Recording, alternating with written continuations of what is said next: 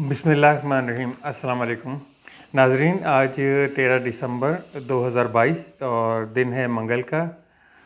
चलते हैं आज की जो डेवलपमेंट हुई हैं पाकिस्तान की सियासी मंजरनामे पे।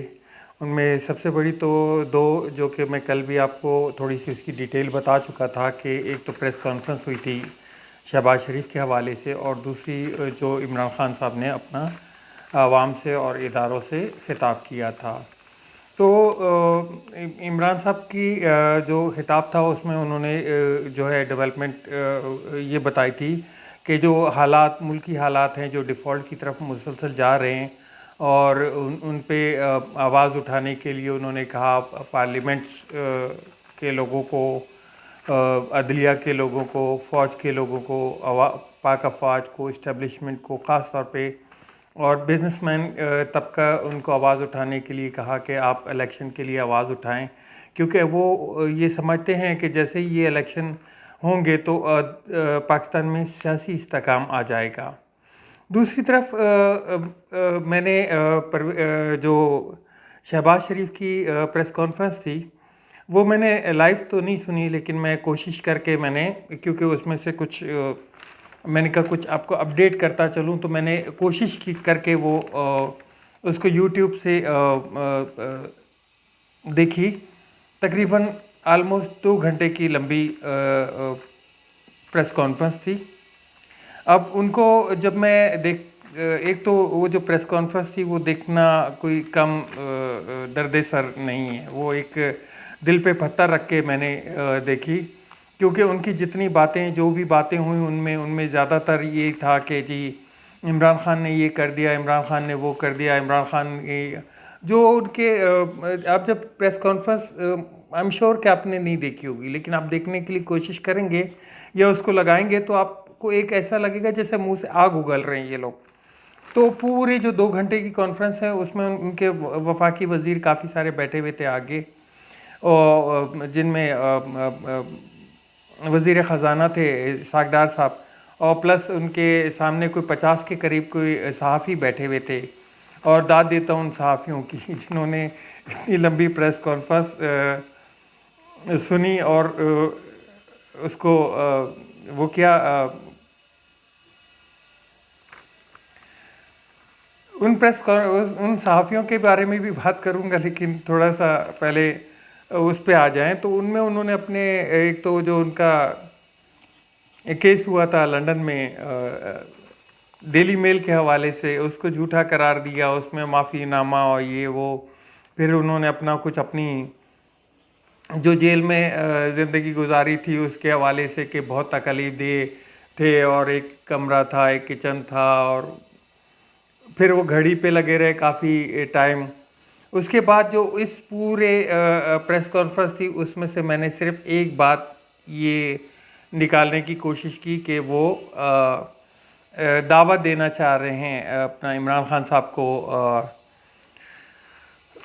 मुज़ाकरात के लिए, और वो दावत भी ऐसी जली कटी थी कि अगर इमरान खान साहब इस प्रेस कॉन्फ्रेंस को देख लें तो वो मेरे ख्याल से तो कानों को हाथ लगा लेंगे, वो कभी भी ऐसी प्रेस कॉन्फ्रेंस में नहीं जाएंगे, मतलब ऐसे मुज़ाकरात में नहीं जाएंगे। और ऊपर से जो सामने बैठे हुए सहाफ़ी थे जो उनकी अपने एक टोटल जो उनकी एक क्लास के होते हैं उनमें, तो वो उनके सवालात भी देख देख के अजीब ही कुछ ऐसा महसूस हो रहा था जैसे वो तो शखाना पे क्या केस बनेगा, और अब इनको नैब कैसे पकड़ेगी, और अब आपकी हिम्मत को दाद देते हैं कि जी आप वापस आ गए। उनके सवालात कम, जवाबात ज़्यादा थे। फिर उन्हीं सवालों में एक सवाल ऐसा भी था कि जी आप क्या इमरान खान को एनआरओ तो नहीं दे देंगे? एनआरओ इमरान खान को, तो इमरान खान के ऊपर कौन से ऐसे केसेस चल रहे हैं? कोई 3.5 साल की इनकी जो हुकूमत है इमरान खान की, उसमें से इनको करप्शन नाम की अगर कोई चीज़ मिली है तो वो सिर्फ एक तोशाखाना केस। तोशाखाना केस भी जब खुलेगा तो वो भी आप देख लेंगे कि उसमें भी उन्होंने जो लीगल फॉर्मेलिटीज़ हैं वो पूरी की हुई हैं, और उन्होंने जो कीमत थी वो अदा करके उन्होंने वो तय लिया है। उसको मजहबी टच देने के लिए कि जी उस पर खाना काबा की तस्वीर थी, खाना काबा की तस्वीर, अल्लाह की नाम की घड़ियाँ, अल्लाह के नाम के बने हुए लॉकेट, अल्लाह के नाम की बनी हुई खाना काबा, मस्जिद नबी की, ये चीज़ें हमने फ़रोख्त होती हुई बहुत देखी हैं। इसको जो टच दिया जा रहा है वो गलत है। दूसरा, अगर आप देखें कि 1980 के बाद से नवाज़ शरीफ पंजाब हुकूमत में हैं, पंजाब हुकूमत में, और अब तक उनका यही है कि वो कभी पंजाब हुकूमत, कभी वफाक में, कभी दोनों में मुश्तरका उनकी हुकूमत रही है। मैं पूछना एक चीज़ चाहूँगा ये कि क्या आप लोग को कोई तोहफे नहीं मिले थे इन 30 सालों में? क्या वाहिद इमरान खान ही एक था जिसको एक इतना इतना महंगा तोहफा दे दिया कि वो कभी किसी को बेचा जा रहा है दुबई में, कभी किसी को बेचा जा रहा है, कभी उसकी कीमतें 6 अरब तक लगाई जा रही हैं, कभी उसको एक तरह से नौजुबिल्ला कोई शिर्क का काम बताया जा रहा है कि बहुत बड़ा गुनाह हो गया उससे। आप भी तो अपनी डिटेल कुछ सामने रखें ना कि जी हमें भी तो इतने 30 सालों में इतने तोहफ़े मिले और वो आप लोगों ने क्या किया उन तोहफ़ों का के साथ।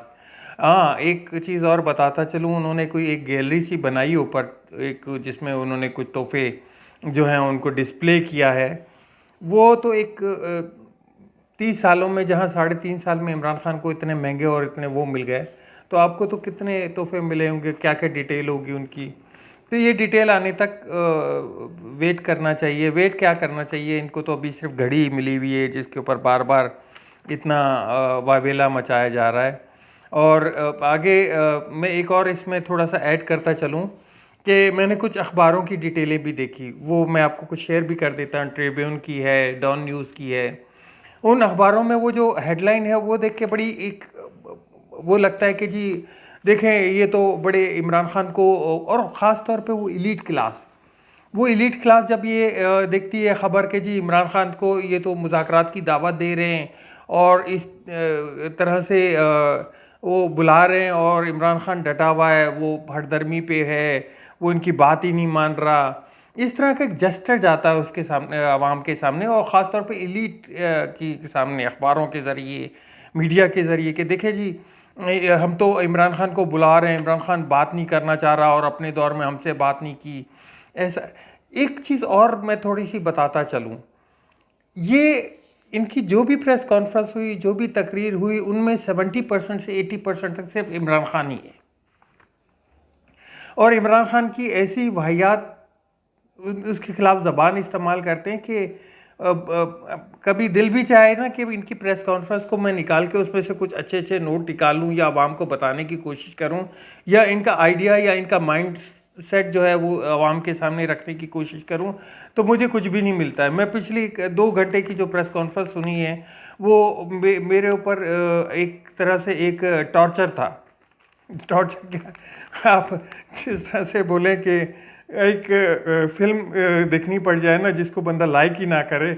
मुझे आज एहसास हुआ है कि जो कोई एक ऐसा मूवी टाइप कोई ऐसी जो बंदे को पसंद ही ना आए और उसको देखा जाए तो कितना बड़ा जुल्म होता है। खैर मैंने ये बर्दाश्त करके आप लोग के लिए कुछ चीज़ें निकाली थी, वो उनमें से एक चीज़ निकली मुझे, बाकी तो उन्होंने सिर्फ अपनी दास्तान और फसाना टोटल वही बयान किया, वही घड़ी चोर, वही नैब और वही करप्शन और पता नहीं क्या क्या। लेकिन सिर्फ एक बात, वो भी मैंने अखबारों को देखते हुए कि पाकिस्तानी अखबारों में और बाहर के इंटरनेशनल अखबारों में जो उसको एक प्योर सा बड़ा खूबसूरत सा निकाल कर एक हेडलाइन दी गई कि जी मुज़ाकरात की दावत दी जा रही है, जबकि इमरान खान आगे से बात मान ही नहीं रहा, अपनी हठधर्मी कर रहा है। हठधर्मी क्यों ना करे, मुल्क के हालात इस वक्त इतनी मुश्किल पोजीशन पे पहुंचे हुए हैं कि आगे आने वाले हालात से कंट्रोल ही नहीं किया जा सकता। जबकि आप इसहाक डार को देखें जो उनके साथ ही बैठे थे, तो वो ऐसे कह रहे थे कि जैसे डिफ़ॉल्ट हो ही नहीं सकता, डिफ़ॉल्ट नहीं हो सकता भाई, ठीक है चलो हमारी गलती, हमने मान लिया, डिफ़ॉल्ट नहीं हो सकता, मान गए। डॉलर कहाँ गायब है? डॉलर मार्केट में है ही नहीं। डॉलर 250 पे नहीं मिल रहा, 265 रुपये पे नहीं मिल रहा। ज़र मुबादला आपके पास अकाउंट में पैसे क्या हैं वो बता दो। जो कंटेनर फंसे हुए पोर्टों पे वो उनको बता दो। आयाटा अपनी पेमेंट के लिए रो रही है वो बता दो।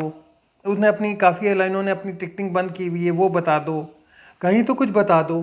उनका एक बयान आया, बड़ा मज़ाक़ ख़ास बयान, कि जी मुल्क से डॉलर स्मगल होके दूसरे जो बराबर वाला कंट्री है या नेबर कंट्री है उनमें जा रहे हैं। भाई डॉलर बैंक से निकलकर आपके ज़र मुबादला के बैंक से कैसे निकलकर पड़ोसी मुल्क में स्मगल हो रहे हैं, नंबर वन ये चीज़ समझाते हैं। नंबर दो, ये चीज़ कह कौन रहा है? जो मनी लॉन्ड्रिंग में सबसे बड़ा एक्यूज आज तक का इसहाक डार साहब, जिनके हल्फिया बयान मौजूद हैं कि मैंने किस तरह से शफीक फैमिली को बनाकर और इन सारे नवाज शरीफ के लिए मनी लॉन्ड्रिंग की और उसका सारा पैसा बाहर भिजवाया और किस तरह से ये सारा किया, वो बोल रहा है ये शख्स। हद है। खैर जी आगे चलते हैं। बात हो रही थी कि जी कि एक इलीट जो है, इलीट जब ये चीज़ें खबरें पढ़ती है अखबार में कि जी बार बार इमरान खान को दावत दी जा रही है और इमरान खान दावत नहीं मान रहा, उनके जहनों में ये आता है कि जी किसी तरीके से इमरान खान को इस सिस्टम से हटाया जाए, या एक तरह से जैसे कि ये अगर नहीं हो तो फिर क्या कोई बेहतरीन माहौल बन जाए। नंबर वन, कल उन्होंने अपनी प्रेस कॉन्फ्रेंस में भी बोला कि ये दूसरे मुल्कों को जाके बता रहे हैं कि जी करप्ट हैं, इनको पैसे ना दें, इनको इनकी इमदाद ना की जाए, उससे मुल्क को नुकसान हो रहा है। सबसे पहले तो मैं बताता चलूँ कि सारे मुल्कों को आपकी करप्शन के बारे में शायद पाकिस्तानी अवाम को इतना ना पता हो जितना उनको पता है, क्योंकि मैं काफ़ी अरसे से देख रहा था, मेरे जो लंदन में दोस्त वगैरह क्लाइंट्स वगैरह रहते थे तो वहाँ से मुझे आके बताते थे कि नवाज शरीफ की इतनी प्रॉपर्टीज़ बन गई, इतना ये बन गया, इतना वो बन गया। ये मैं बात कर रहा हूँ 2013 की, 13-14 की, कि उस वक्त मुझे लोग बताते थे कि यार नवाज शरीफ की तो वहाँ पे पूरी स्ट्रीट ख़रीद ली है उसने और इस तरह से। और वो 2016 में जब पनामा खुला तो वो पता चला कि वाकई ये हकीकत बात है, ये हकीकत कह रहे थे। खैर मैं एक चीज़ बताता चलूँ, इमरान खान एक तबके को, उस तबके को इस वक्त प्रेजेंट कर रहा है, या उस तबके को इस वक्त हैंडल किया हुआ है जो कि जिसने बाहर की दुनिया देख ली है। मैं एक चीज़ अपनी काफ़ी उसमें बोलता हूँ कि दुनिया में जो 3 सबसे बड़ी तरक्कियाँ हैं उनमें से एक सबसे बड़ी आग है, दूसरी पहिया है, तीसरी जो है ना मैं इंटरनेट को बोलता हूँ। ये मेरा मानना है।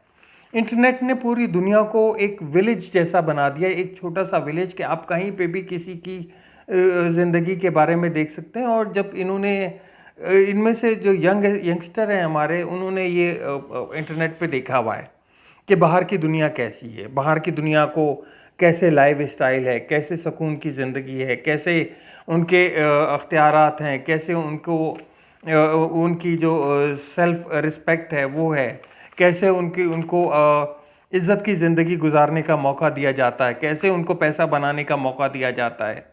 तो इन सब को इस वक्त वो इस पाकिस्तान को ऐसा देखने के लिए बेताब है। यही वजह है कि वो इमरान खान को सपोर्ट कर रहे हैं। मैंने आपको 1-2 दफ़ा पहले भी बताया कि हम जो चाहते हैं ना, हम चाहते हैं कि पाकिस्तान आगे बढ़े, पाकिस्तान एक हकीकी तरक्की याफ्ता मुल्क बने जिसमें एक रिस्पेक्ट हो इंसान की, एक इंसान की रिस्पेक्ट हो, एक खुशहाल पाकिस्तान हो। अब उसके आड़े में इमरान खान आ जाता है तो आप लोग को ये लगता है कि हम लोग इमरान खान की, या ज़्यादातर आवाम इमरान खान की सपोर्ट करती है। बेसिकली इमरान खान ने उनको रोका हुआ है, इमरान खान से उनको उम्मीदें हैं। जिस दिन जैसा ये वज़ीराबाद का वाक़या किया गया था, इमरान खान को एलिमिनेट करने की कोशिश की गई थी, अगर खुदा न खास्ता अल्लाह ना करे कि इमरान खान को कुछ होता है तो फिर ये जो जिन्होंने ये लाइफ अपने दिमागों में एज्यूम की हुई है, ये फिर आपे से बाहर हो जाएंगे, ये इनको संभालना बहुत मुश्किल हो जाएगा। या तो मैं बार बार यही कहता हूँ कि पाकिस्तान के इदारों को इतना मजबूत हो जाना चाहिए कि वो हर चीज़ इन चीज़ों को केयर करे, इन चीज़ों की ना करप्शन को होने दे। जैसे मैंने एक मिसाल काफ़ी दफ़ा दी आपको कि यूके में उनका प्राइम मिनिस्टर एक हिंदू बैठ गया, उनको कोई टेंशन नहीं है।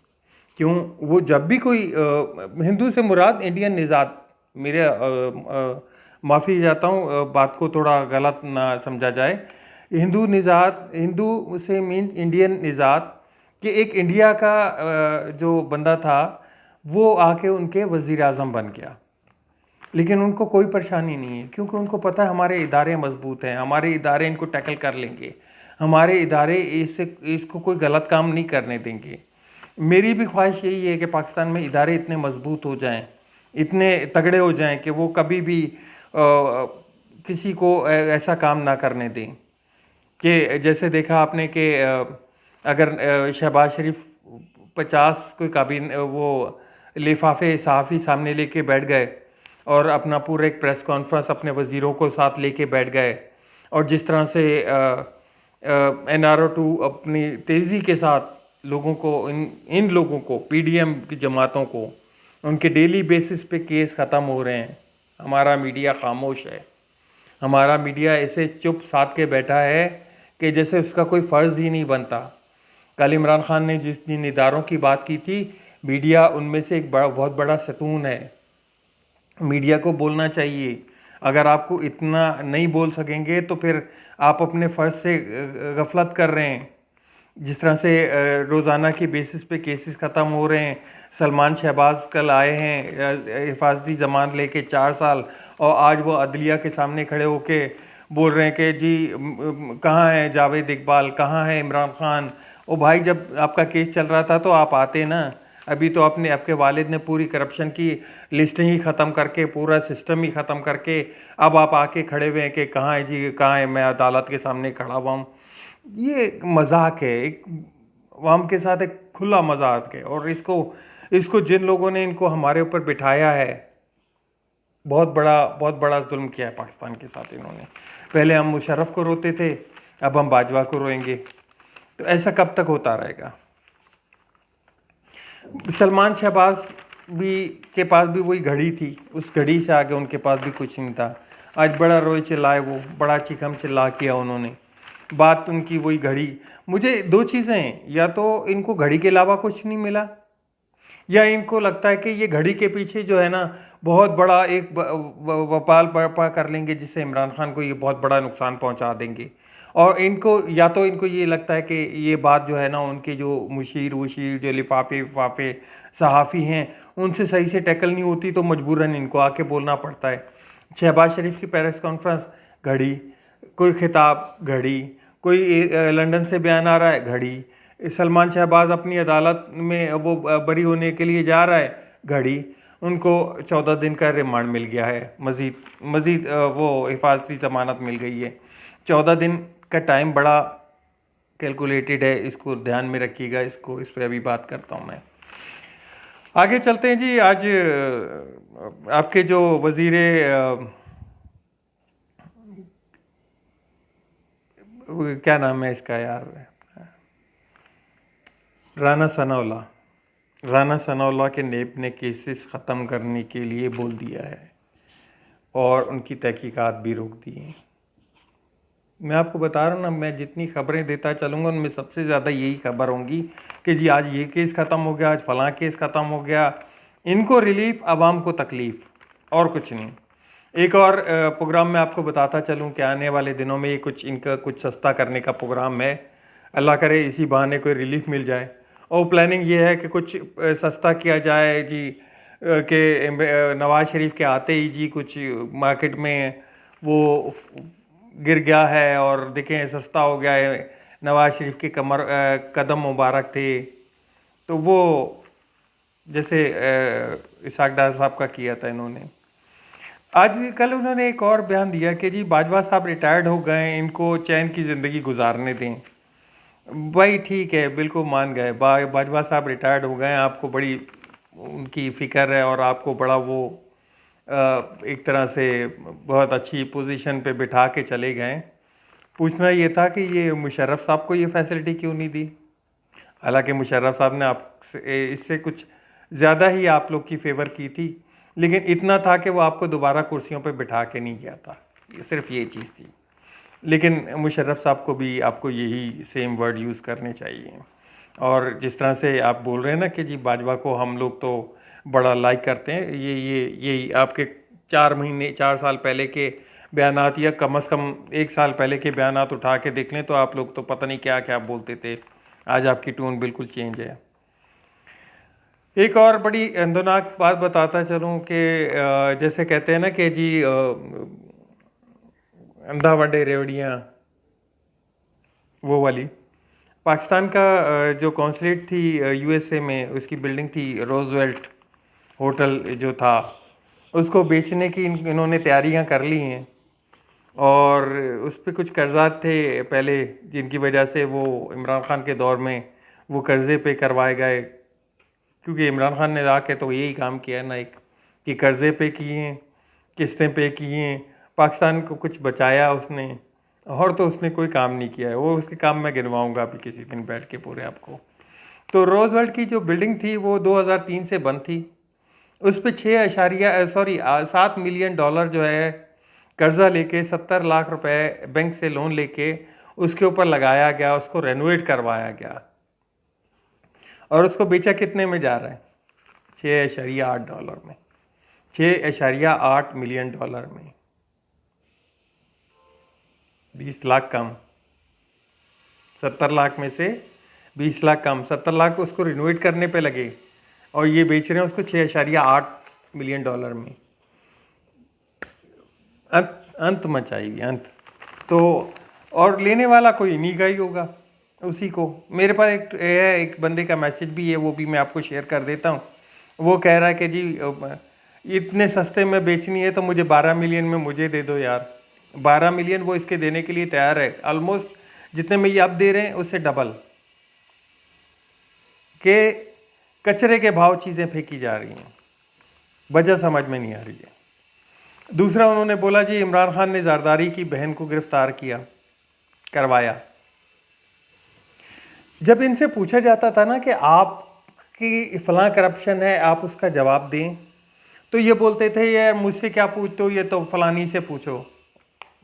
जैसे शहबाज शरीफ से पूछा जाता था तो वो बोलता था सलमान से पूछो, हमजा से पूछा जाता था तो वो कहता था सलमान से पूछो, नवाज शरीफ से जब पूछा जाता था तो वो कहता था मरियम से पूछो, मेरे बच्चों से पूछो, हुसैन से पूछो, हसन से पूछो। हसन हुसैन दोनों कहते थे कि हम पे तो जी कानून ही लागू नहीं होता, हम तो ब्रिटिशर हैं, हम तो बाहर गए हैं, हम तो पाकिस्तानी कानून से ही मुबर्रा हैं।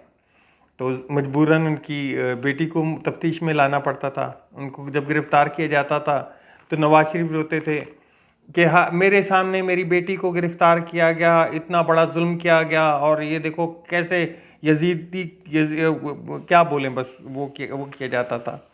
अब इनका भी यही मामला है कि जरदारी साहब ने जो करप्शन की है, उनकी बहन भी वो आगे आ गई हैं उनकी, तो उनकी जब गिरफ़्तार करके तफ्तीश करवाई गई थी या वो तफ्तीश हुई थी उस दौरान, खैर उसमें भी क्या तफ्तीश हुई थी कि उनके रोज़ जो है वो पार्लियामेंट उनकी बुला ली जाती थी, रोज़ वो उनको जहाज़ मिलता था कराची आने के लिए, सिंध असम्बली के लिए, और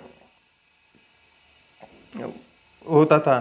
तो अब उनकी जब बहन के नाम पे इतनी जायदादें, या बहन के नाम इतनी वो कुछ है, या वो ऑफिस होल्ड कर रही हैं एमपीए का, और नवाब शाह की सियासत को भी देख रही हैं, तो उनको अगर गिरफ़्तार जी आगे चलते हैं जी, बात करते हैं। 4 साल बाद पहली दफ़ा सर्दियों में कोई जियो न्यूज़ ने कोई ऐसा प्रोग्राम नहीं किया कि जी एलएनजी की शॉर्टेज है, गैस की शॉर्टेज है, मुजाहरे हो रहे हैं, आवाम रो रही है, बिलक रही है। हमाद अजहर साहब ने ये एक ट्वीट किया, एक मैसेज किया कि 4 साल बाद पहली सर्दियां आई हैं जिसमें जियो ने एलएनजी की ख़रीदारी और किसी की झूठी मुहिम नहीं चलाई, एक भी प्रोग्राम नहीं किया। इन सर्दियों में पीडीएम की हुकूमत है, इसलिए शायद किल्लत और हकीकी वजूहात और वजाहतों पर मबनी मुहिम ही शायद कोई चला दें। तो हमाद अजहर साहब ने इस हवाले से बोला कि जी देखें, हर साल हम लोग देखते थे पिछले 3 सालों में लगातार कि जी गैस की शॉर्टेज हो रही है, गैस एलएनजी टाइम पे नहीं ख़रीदी गई, एलएनजी को ये किया गया, एलएनजी को वो किया गया। तो इस हवाले से बड़ा उनका वो होता था। इस दफ़ा कोई ऐसा प्रोग्राम नहीं है। अच्छा जी, एक ख़ास ख़बर की तरफ चलते हैं कि 18 दिसंबर को लाहौर में लिबर्टी चौक में पीटीआई ने अपना पावर शो करने का प्रोग्राम बनाया है, और इस 18 दिसंबर में उम्मीद ये की जा रही है कि वो अपनी असम्बलियाँ तहलील करने के जो प्रोग्राम है उसको अनाउंस कर देंगे। तो और ये भी इनकी काफ़ी बात हो रही है कि एक असम्बली को पहले कौन सी असम्बली को तहलील किया जाए और बाद में कौन सी असम्बली को तहलील किया जाए, ये यकमुश्त दोनों को ही तहलील किया जाए। बात कुछ कंट्रोल में मतलब एक बात का जो बॉटम लाइन है, वो बॉटम लाइन में आपको ये बोलता चलूँ कि अब तक की जितनी पेशियाँ हो रही हैं उनकी डेटें जो हैं वो तकरीबन 10-10 दिन 12-12 दिन की दी जा रही हैं। और नवाज शरीफ की जो हिफाजती ज़मानत है उसके लिए भी कोशिशें की जा रही हैं। और प्लस हुकूमतें गिरती हैं जैसे ही नवाज शरीफ साहब तशरीफ़ ले आएंगे, ये मेरी एक असेसमेंट है। तो आज तक के लिए इतना ही, मिलते हैं नेक्स्ट व्लॉग में। अल्लाह हाफिज़, पाकिस्तान जिंदाबाद।